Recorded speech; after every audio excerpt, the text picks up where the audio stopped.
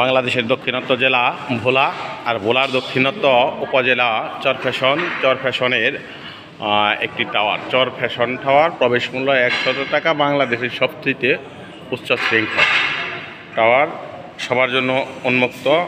এখানে অনেক টাওয়ারের উচ্চ শৃঙ্গে উঠে বাংলাদেশের সবুজ প্রাকৃতির অনেক সুদৃশ্য দেখা যায়। দেখতে পাচ্ছেন অনেক বড় বড় বিল্ডিং বা উঁচু উঁচু ভবনও এখানে আসতে ছোট ছোট দেখা যায়, একেবারে ছোট ছোট, মনে হইতেছে কবুতরের খোপের মতো। সবুজে শ্যামলে বাংলাদেশ গড়া, অনেক দূর থেকেও দেখা যাচ্ছে।